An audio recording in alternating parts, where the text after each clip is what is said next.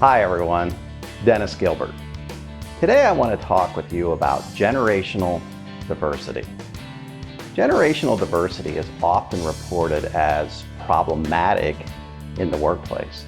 Typically, these problems that are reported relate to communicating across the generations and conflict caused by differences in the generations. Most careers span about 40 to 45 years, some slightly more.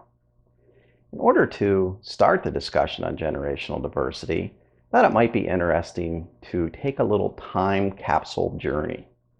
So if we go back to the early to mid 1970s, we had the ending of the Vietnam War, and we had the opening of the World Trade Center in New York City.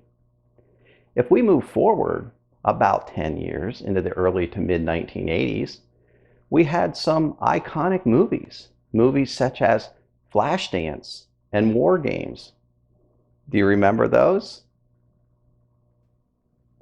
Moving forward into the early to mid 1990s, we had Bill Clinton as the President of the United States.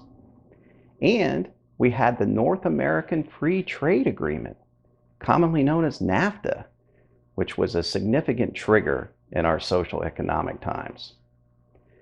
Moving forward another 10 years into the early to mid 2000 era, we saw the beginning of the Iraq War.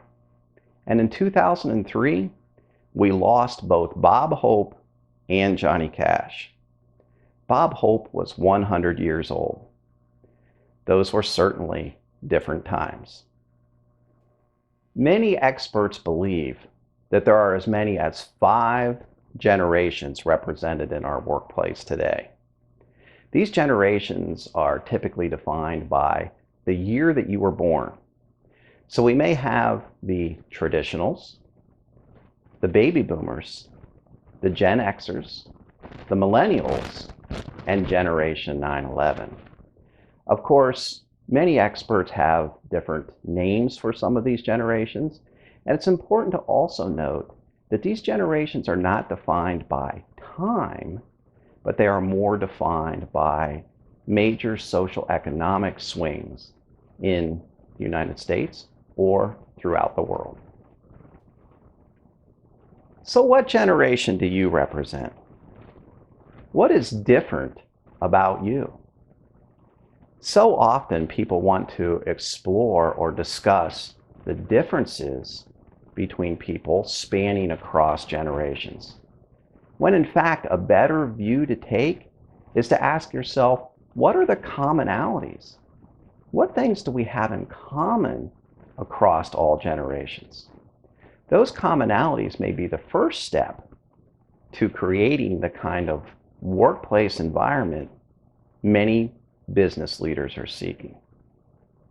You can ask yourself, what is important to build bridges, not drive wedges between you and others in your workplace?